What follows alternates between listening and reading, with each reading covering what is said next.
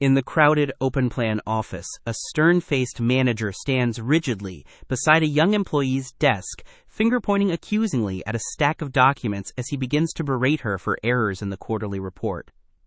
The employee's shoulders hunch defensively as her colleagues avert their eyes, the atmosphere suddenly tense with discomfort and embarrassment.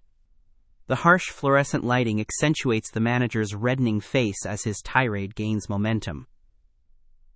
The manager continues to berate the visibly distressed employee, his voice escalating to fill the silent office space. Documents are strewn across the desk as he brandishes a particularly problematic page, causing several coworkers to exchange uncomfortable glances. The young woman's complexion has paled considerably as she clutches her pen with white knuckles, attempting to maintain her composure despite the public humiliation. Security cameras in the ceiling corners capture the entire confrontation, their small red lights blinking steadily against the sterile white tiles. A senior executive in an impeccable suit pauses in the doorway, her expression hardening as she witnesses the manager berate the increasingly distraught employee.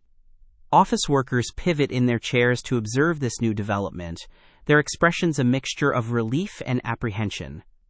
The manager remains oblivious to the executive's presence, still gesturing emphatically at the scattered paperwork while his face grows increasingly flushed with anger. Sunlight streaming through the vertical blinds creates dramatic shadows across the scene, highlighting the power imbalance between the standing manager and seated employee. The senior executive strides purposefully across the office floor, her hand raised authoritatively to interrupt the manager mid-sentence as he continues to berate the young employee.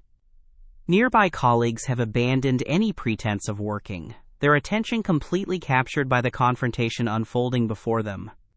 The manager's expression transforms from righteous indignation to dawning alarm as he registers his superior's stern countenance and crossed arms. The employee's eyes glisten with unshed tears, but a flicker of relief crosses her face as the executive firmly redirects the manager toward the conference room with unmistakable authority.